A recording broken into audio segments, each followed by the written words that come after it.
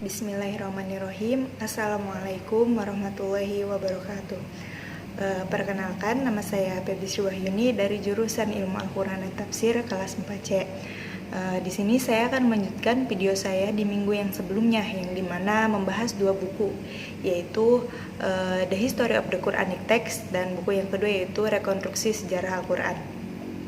Langsung saja pada buku yang pertama, yaitu The History of the Quranic Text.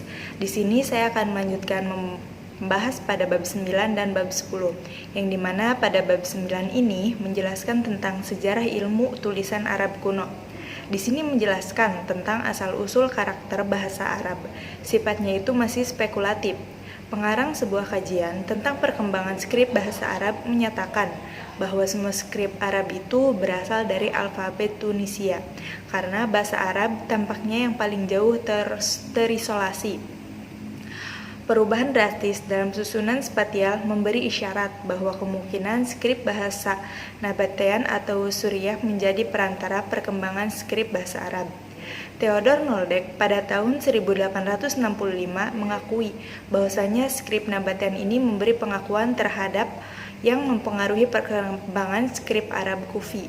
Setelah itu banyak orang yang mengikuti pendapatnya, tetapi setengah abad kemudian kesepakatan pendapat tersebut mulai pudar ketika Sakim membuat teori bahwa bahasa Arab itu berasal dari tulisan Suriah yang berbentuk meruncing.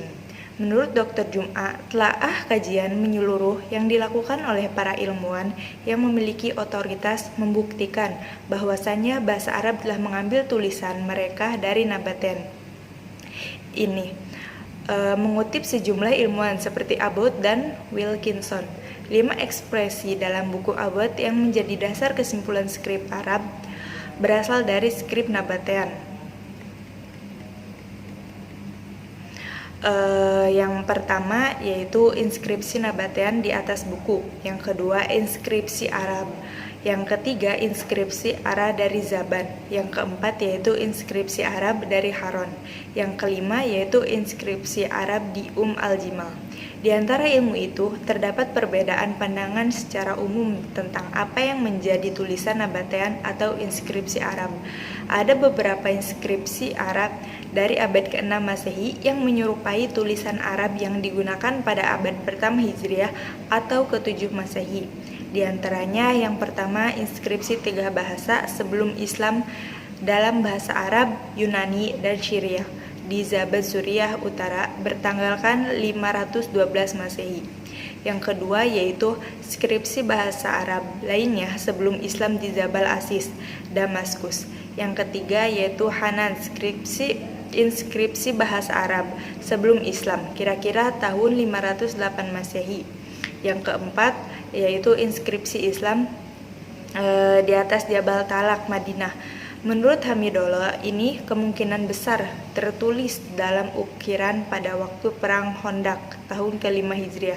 Masalah skrip Arab ini sangat luas, dan di luar pembahasan ini sebagaimana sebagai orientalis telaah membuat orang bingung tentang Al-Quran yang ditulis dalam skrip Kufi. Contohnya batu nisan dari Aswan dengan inskripsi tahun 31 Hijriah. Profesor Ahmad menganggap sebagai inskripsi Kufi yang tertua. Lalu yang kedua inskripsi dalam skrip Kufi terdekat di Taif menuliskan doa pada tahun 40 Hijriah. Lalu yang ketiga Dam atau bendungan Muawiyah dekat Taif, inskripsi Kufi yang tidak dihiasi pada tahun 85 Hijriah. Terus yang keempat ayat Al-Quran dalam skrip Kufi pada tahun 80 Hijriah ditemukan di dekat Makkah. Contoh tersebut memberi penegasan bahwa walaupun pada abad pertama Hijriah skrip Kufi telah mendapat tempat di seluruh negara muslim seperti Mesir, Syria, Irak, dan seterusnya. Inskripsi bertentangan dengan Quenlake yang menyatakan bahwa semua mushaf Kufi muncul pada abad kedua dan ketiga Hijriah. Dilanjut pada bab yang ke-10 yaitu membahas tentang tulisan dan ejaan bahasa Arab dalam Al-Quran. Kekeliruan yang menahun dan semakin banyak permasalahan yang dihadapi negara-negara yang baru muncul mengakibatkan terjadinya perubahan secara dramatis. dalam ketentuan ejaan. Adanya mempertahankan keganjilan dari pengalaman masa lalu, sedang ejaan lainnya akan menjadi barang aneh atau kuno. Di Madinah, Nabi Muhammad mempunyai penulis yang banyak berasal dari beberapa suku dan tempat, yang sudah terbiasa dengan dialek dan ejaan yang berbeda-beda menurut adat masing-masing. Contohnya Yahya berkata bahwa dia melihat surat yang dibacakan oleh Nabi Muhammad kepada Khalid bin Sa'id yang membuat beberapa kejanggalan. Beberapa sahabat yang menulis naskah milik pribadi banyak yang memasukkan ejaan janggal yang kemungkinan disebabkan oleh perbedaan wilayah dan masalah ejaan.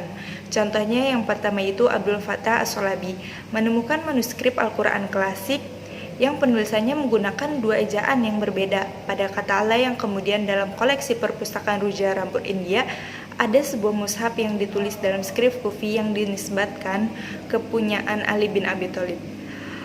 Rasem khat Al-Quran dalam Utsmani ini tidak memuat tanda titik untuk membedakan karakter seperti ba, ta, sa, dan seterusnya.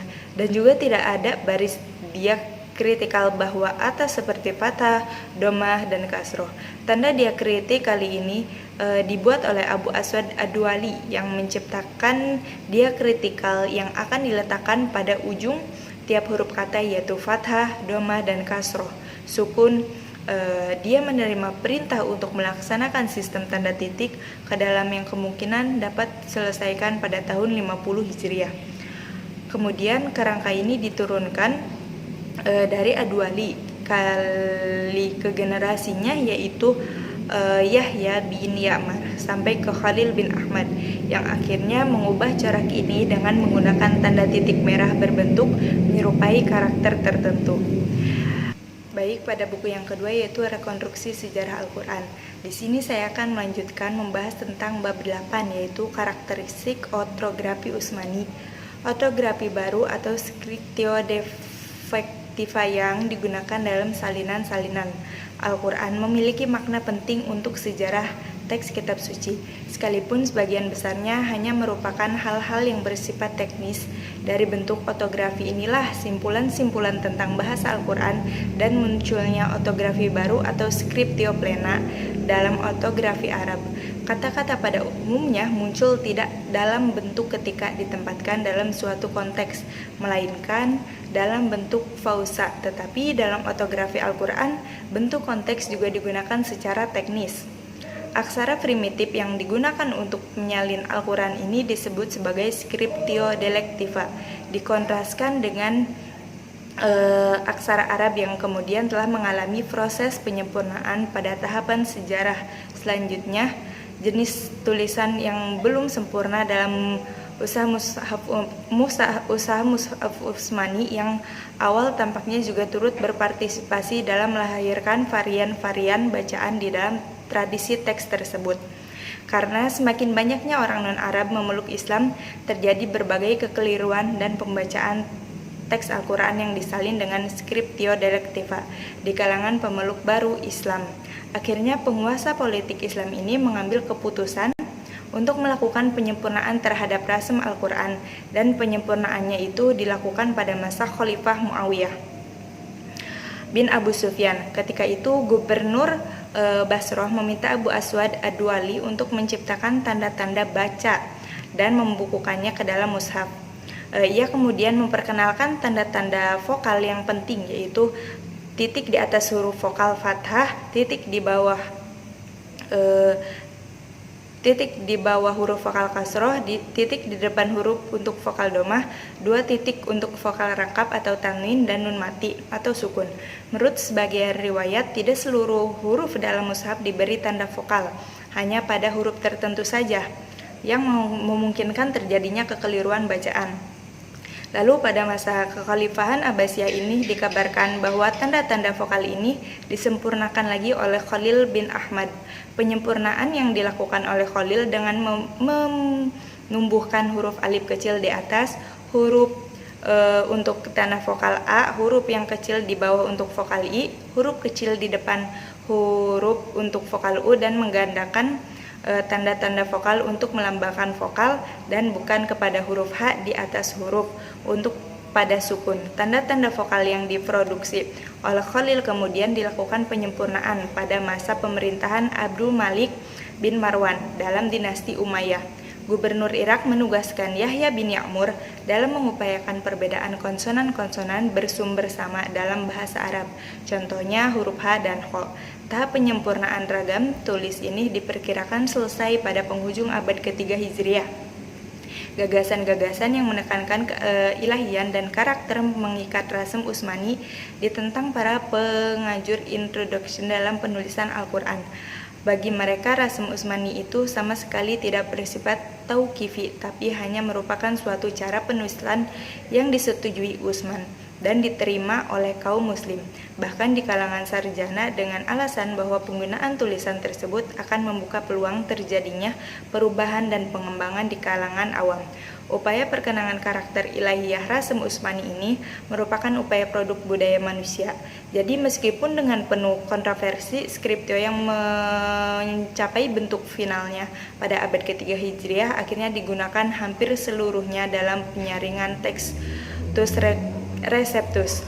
Mungkin cukup sekian pembahasan dari saya. Mohon maaf jika ada kekurangan. Wassalamualaikum warahmatullahi wabarakatuh.